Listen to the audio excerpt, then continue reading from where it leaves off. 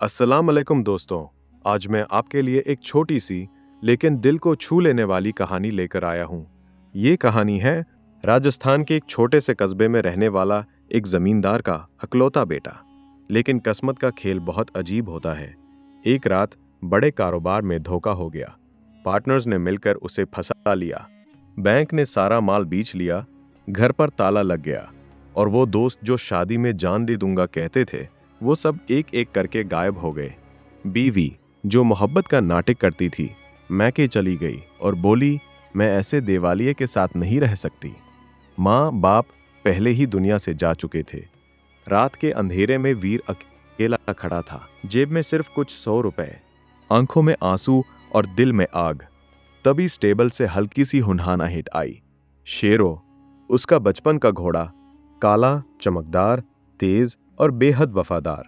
जब सबने साथ छोड़ा, शेरों ने कभी नहीं छोड़ा।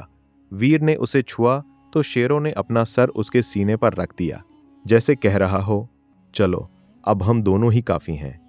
वीर ने फैसला कर लिया, चल शेरो, चलते हैं, जहां तक तो ले जाएगा। दोनों निकल पड़े। सहरा, पहाड़, जंगल, जहां रास्ता मिला।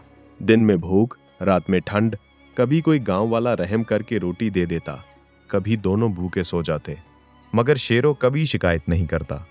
जब वीर थक जाता, शेरों उसे अपनी पेट पर बिठा लेता।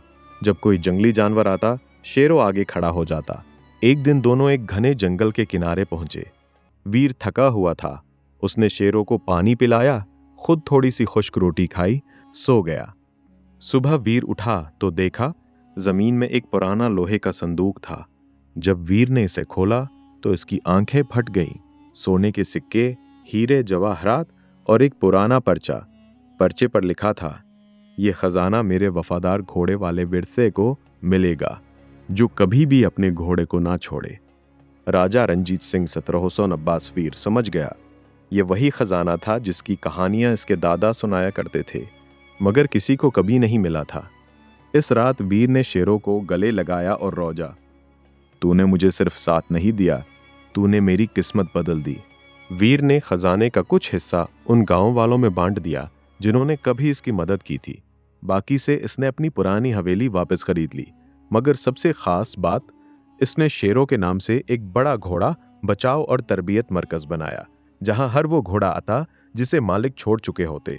शेरों अब वहां का बादशाह था। बूढ़ा हो चुका था, मगर उसकी आंखों में वही चमक थी।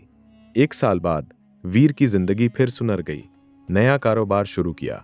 लोग फिर उसके साथ आए, मगर उस बार वो सच्चे थे। और सबसे खूबसूरत बात, शेरों का बेटा पैदा हुआ। नाम रखा वीरू। जब वीरू पहली बार पैदा हुआ तो शेरों ने इसे वीरों के पास लाकर खड़ा कर दिया, जैसे कह रहा हो, अब ये हमारी अगली नस्ल है।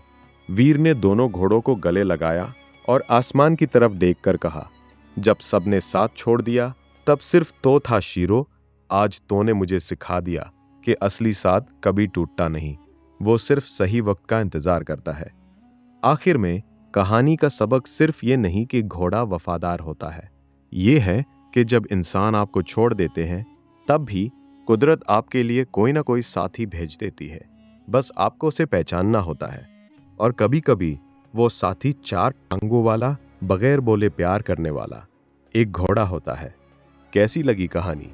अगर आपको मेरी कहानियां पसंद आती हैं तो बड़ी मेहरबानी मुझे सपोर्ट कीजिए। एक प्यारा सा लाइक कर दीजिए, कहानी को शेयर ज़रूर कीजिए और कमेंट में अपनी राय ज़रूर बताइए।